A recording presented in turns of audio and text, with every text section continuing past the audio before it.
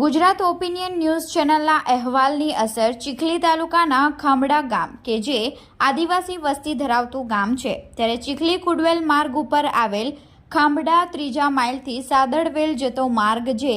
અંદાજિત 4 કિલોમીટર જેટલો છે અને ખાંભડા ત્રીજાને જોડતા રસ્તાથી પટેલ ફળિયા લાઇબ્રેરી જતો માર્ગ કે જે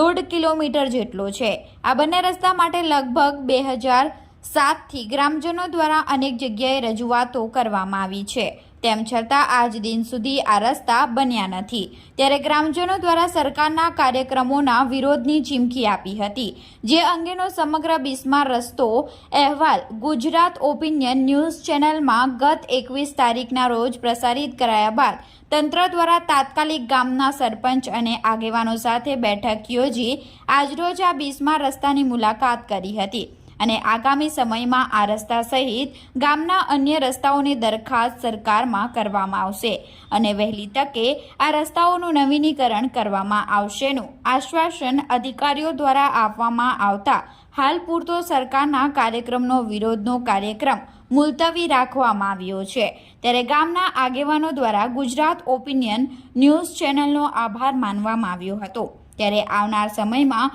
ગુજરાત ઓપિનિયન ન્યૂઝ ચેનલ આમ જ પ્રજાનો અવાજ બનતો રહેશે।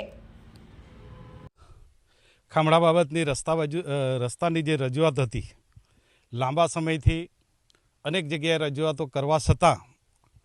સરકારશ્રી તરફથી કે વહીવટીતંત્ર તરફથી કોઈ જ ધ્યાન આપવામાં નહોતું આવતું, પણ આ ગુજરાત ઓપિનિયન ચેનલ તરફથી જે અમારા ગામનો અહેવાલ બતાવવામાં આવ્યો અને ત્યાર પછી તંત્ર સફારા જાગ્યું અને આવનારા 25 તારીખે ગામમાં વિકસિત ભારત રથ એમને સરકાર તંત્રને એવું લાગ્યું કે એમનો પણ વિરોધ થશે, એટલા માટે આજે પ્રાંત અધિકારીશ્રી, તાલુકા વિકાસ અધિકારીશ્રી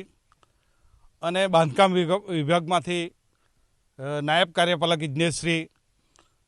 વિઝિટે આવ્યા, રસ્તાઓ જોયા ને એમણે પણ જણાવ્યું છે કે ખરેખર આ રસ્તા બનવા જરૂરી છે અને આ ચેનલના માધ્યમથી મારા ગામ લોકોને, સરકારશ્રીને પણ હું કહેવા માગું છું કે ખરેખર આ ચેનલે આપણા ગામનો અહેવાલ બનાવ્યો, બતાવ્યો, એ બદલ આ ચેનલનો પણ ખૂબ ખૂબ આભાર માનું છું અને વહીવટી અધિકારીઓ દ્વારા આશ્વાસન આપવામાં આવ્યું છે કે વહેલામાં વહેલી તકે તમારા રસ્તાની દરખાસ્તો સરકારમાં અમે મોકલીએ છીએ અને ચેનલના માધ્યમથી સરકારશ્રીને પણ હું જણાવવા માગું છું કે આ અમારો છેલ્લો પ્રયત્ન છે। જો હવે પછી આ રસ્તા મંજૂર નહીં કરવામાં આવે તો આવનારા દિવસોમાં ખાંભડા ગામમાં કોઈ પણ સરકારી કાર્યક્રમ થવા દેવામાં આવશે નહીં। હાલ પૂરતી અમારો જો વિરોધ હતો અધિકારીઓના, પ્રાંત અધિકારીના આશ્વાસનથી જે ભારત સંકલ્પ યાત્રાનો જે વિરોધ હતો એ વિરોધ પર અમે પૂર્ણવિરામ મૂકીએ છીએ અને એ કાર્યક્રમ થશે, પરંતુ સાથે સાથે સરકાર પાસે માંગણી કરીએ કે અમારા ગામ લોકોની જે રજૂઆત છે એ પ્રમાણે કામો અમારા થવા જોઈએ। અને ફરીથી મીડિયા કર્મીઓનો, ચેનલવાળાનો હું ખૂબ ખૂબ આભાર માનું છું અને મીડિયા લોકશાહીમાં ચોથું સ્તંભ છે। જ્યારે લોકોનો અવાજ અધિકારીઓ કે નેતાઓ નહીં સાંભળે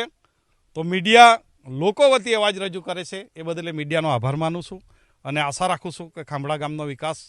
જેમ બને તેમ ઝડપી થશે એવી આશા સાથે વિરમું છું। જય આદિવાસી।